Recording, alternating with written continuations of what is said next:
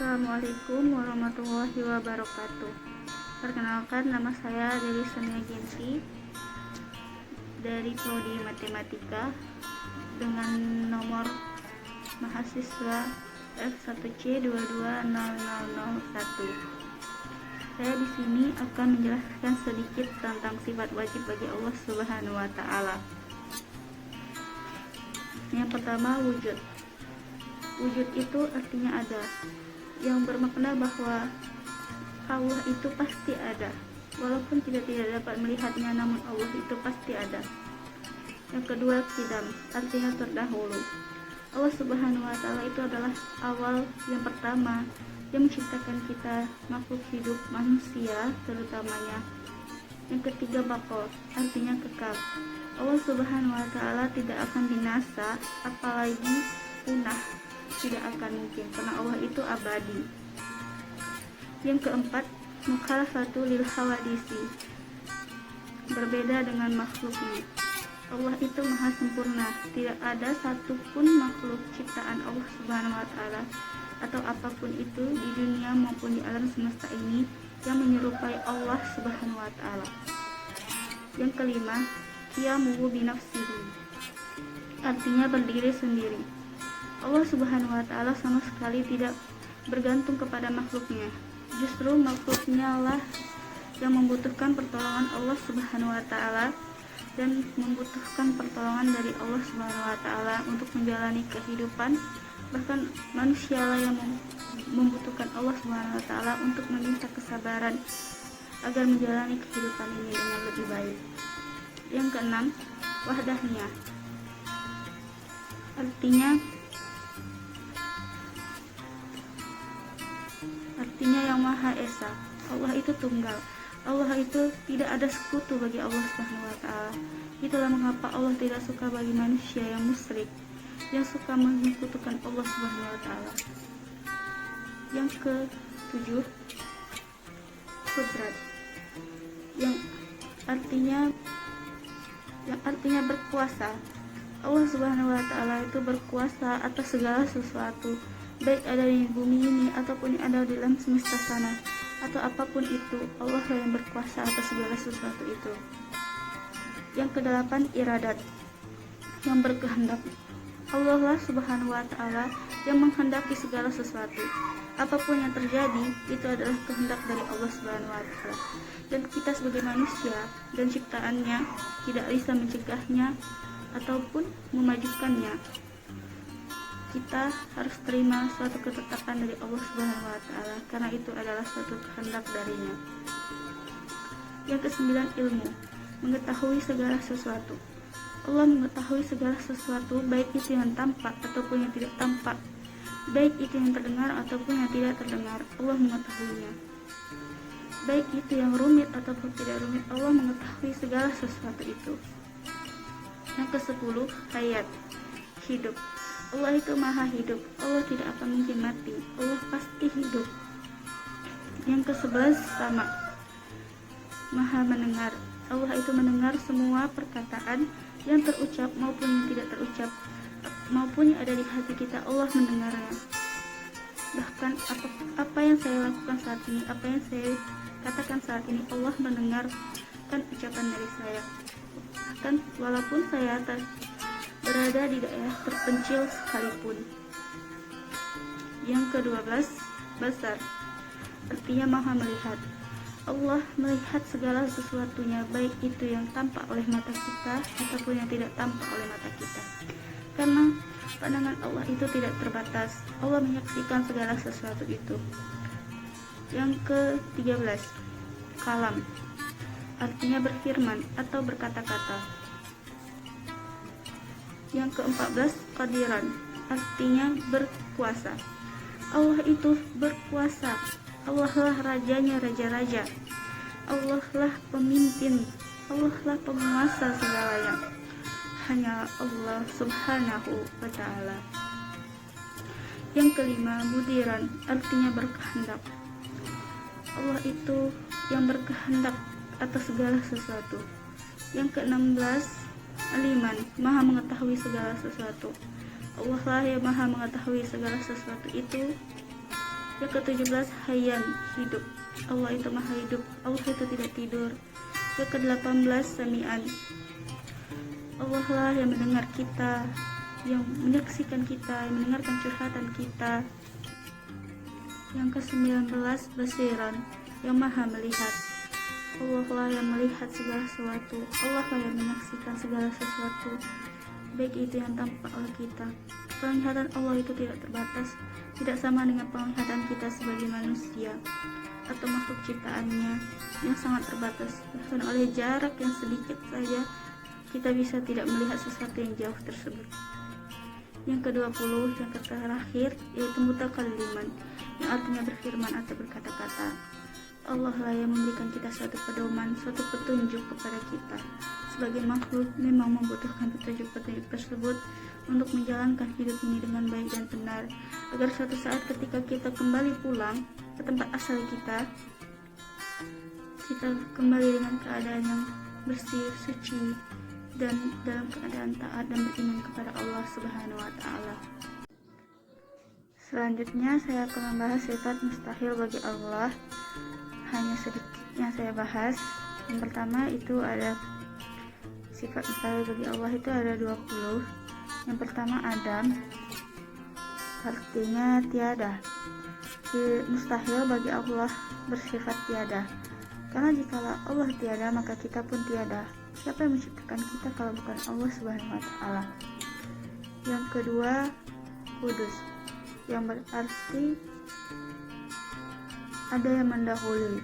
Siapa yang mendahului Allah? Bukankah Allah yang pertama dan yang akhir?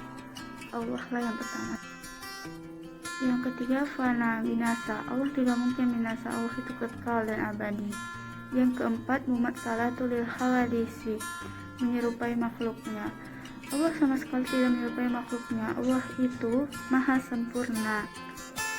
Yang kelima ihtiyazul li ghairihi, artinya memerlukan orang lain. Allah itu sama sekali tidak memerlukan orang lain. Allah itu maha kuasa, maha perkasa. Allah tidak mungkin memerlukan kita, bahkan kita sebagai manusia yang memerlukan Allah Subhanahu wa Ta'ala. Yang keenam ta'adud. Ta'adud ini berarti lebih dari satu. Mustahil kan Allah lebih dari satu. Allah itu esa, Allah itu tunggal, hanya satu-satunya Allah, tiada Tuhan selain Allah. La ilaha illallah. Yang ketujuh azm, yang artinya lemah. Allah itu maha kuasa, maha perkasa, maha kuat, tidak mungkin Allah itu lemah. Yang kedelapan karahah, terpaksa. Siapa yang memaksa Allah? Itu semua atas kehendak Allah. Tidak ada yang memaksa Allah Subhanahu wa Ta'ala. Tidak mustahil Allah itu bersifat terpaksa. Yang kesembilan jahlun, bodoh. Rasanya tidak mungkin, mustahil sekali Allah bersifat bodoh. Segala apa ciptaan Allah Subhanahu wa Ta'ala ini adalah suatu kecerdasan yang luar biasa. Kita sendiri sebagai manusia untuk mencari tahu jawaban mengapa, kenapa, itu sangat sulit. Allah Subhanahu wa Ta'ala menciptakannya. Bagaimana bisa Allah menciptakannya dengan kecerdasan yang luar biasa? Yang ke-10 maut, artinya mati. Ini lebih mustahil lagi. Allah itu maha hidup, Allah tidak mungkin mati. Allah saja tidak pernah tidur, selalu melihat kita, menyaksikan kita, apa yang kita lakukan, apa yang kita perbuat. Yang selanjutnya samamun, tuli. Allah tidak mungkin tuli. Allah itu maha mendengar. Jika Allah tidak mendengar, lalu apa keajaiban-keajaiban yang selama ini terjadi dalam hidup kita? Itu karena doa-doa kita yang Allah dengar, karena permintaan-permintaan kita, karena hati kita yang berbicara, ya Allah tolong hamba, ya Allah berikanlah hamba pertolongan. Allah mendengar itu semua. Maka keajaiban-keajaiban dalam hidup kita itu pasti ada. Hanya saja terkadang kita kurang menyadari keajaiban itu, kurang mensyukuri. Yang ke-12 itu amma, yang berarti buta. Allah maha melihat, Allah tidak mungkin buta. Bagaimana mungkin Allah buta? Ciptaannya saja begitu sempurna, begitu indah. Bagi Allah tidak mungkin Allah itu kekurangan sedikit pun, setitik pun tidak mungkin Allah itu kekurangan, pasti Allah itu maha sempurna. Yang ke-13, bakamun, tidak berbicara. Allah itu maha berfirman. Firman Allah itu ada dalam Al-Quran. Begitu banyak firman Allah subhanahu wa ta'ala. Tidak mungkin Allah itu tidak berbicara. Allah itu berkata-kata. Hanya saja perkataan Allah bisa kita lihat, bisa kita dengar dengan bacaan-bacaan Al-Quran yang dibacakan oleh suara-suara indah para murotal. Yang selanjutnya kaunuhu azizah, yang tidak berkuasa. Allah itu maha kuasa. Allah rajanya raja-raja. Allah yang menguasai seluruh ciptaannya. Allah yang maha berkuasa. Mustahil sifat ini ada pada Allah. Yang ke-15, kaunuhu karihan, artinya terpaksa. Ini sudah dijelaskan tadi bahwa sifat ini juga tidak mungkin. Sifat ini memang terpaksa. Apa mungkin Allah terpaksa? Kan mungkin ya. Allah itu maha berkehendak. Allah yang menghendaki semuanya ini. Tidak ada yang memaksa Allah subhanahu wa ta'ala. Apa yang memaksa Allah subhanahu wa ta'ala? Justru kita sebagai manusia kadang-kadang terpaksa oleh keadaan. Yang selanjutnya kaunuhu jahilan, yang maha sangat bodoh. Ini lebih tidak mungkin lagi ya. Astagfirullahaladzim, sifat mustahil. Yang selanjutnya mayyitan, artinya zat yang mati, zat yang tidak hidup. Ini juga sifat mustahil bagi Allah subhanahu wa ta'ala. Yang selanjutnya kaunuhu ashamma, keadaan yang tuli. Allah itu tidak tuli, Allah maha mendengar. Yang ke-19 kaunuhu ama, artinya keadaan yang buta. Allah itu tidak buta, Allah maha melihat. Yang terakhir kaunuhu abkama, yang maha bisu. Allah itu tidak bisu, Allah itu berkata-kata, Allah itu berfirman dalam Al-Quran. Subhanallah, Quran yang suci. Ya Allah ya Rabbi, Allah tidak mungkin bersifat seperti ini. Sifat harus Allah. Yang pertama itu sifat nafsiyah. Sifat nafsiyah ini yaitu wujud. Wujud itu adalah artinya sesuatu, menunjukkan bahwa Allah itu suatu zat yang sebenar-benarnya ada. Dan yang sebenar-benarnya ada ini bersifat pada qada dan baqa. Dan sifat ini bersandarkan pada kudrat iradatnya Allah Ta'ala. Sifat yang kedua adalah salbiyah. Sifat ini menunjukkan apa-apa yang patut dan apa-apa yang layak pada zat. Sifat ini ada 5 sifat dalam sifat harus Allah ini. Yang pertama kidam, baqa, mukhalafatul lil hawadisi, qiyamu bi nafsihi, dan wahdaniyah. Selanjutnya sifat yang ketiga itu sifat ma'ani. Sifat ini artinya tiap-tiap yang berdiri pada sifat ma'wujud atau zat Allah Ta'ala ini bersifat hukum ma'nawiyah. Ada 7 sifat dalam sifat ini. Yang pertama kudrat, iradat, ilmu, hayat, sama, basar, dan kalam. Yang keempat yaitu sifat sanawiyah, yaitu hal yang wajib bagi zat selama zat itu dikarenakan oleh suatu zat karena, yaitu ma'ani. Umpama berdiri suatu zat kudrat pada zat, maka baru dinamakan zat itu qadirun,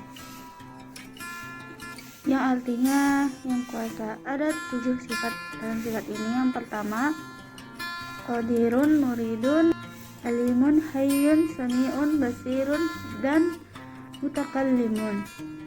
Yang selanjutnya itu ada sifat istighna, kayak Allah Subhanahu wa ta'ala itu daripada tiap-tiap yang lain. Sifat ini ada 11 sifat. Yang pertama itu wujud, selanjutnya kidam, baqa, mukhalafatul lil hawadisi, qiyamuhu bi nafsihi, sami, basir, kalam, sami'un, basirun, dan mutakallimun. Yang terakhir sifat iftiqar, sifat berkehendak. Dalam sifat ini ada 9 sifat. yaitu qudrat, iradat, hayat, ilmu, qadirun, muridun, alimun, hayyun, dan wahdaniyah. Sifat wajib bagi Rasul. Yang pertama siddiq, artinya jujur. Seorang Rasul itu harus memiliki sifat jujur, dan seorang Rasul pasti memiliki sifat jujur. Allah Subhanahu wa Ta'ala telah memilih manusia pilihan yang pasti bersifat jujur, itu sudah pasti. Yang kedua, amanah, dapat dipercaya. Seorang Rasul itu pasti dia dapat dipercaya, pasti dia bisa dia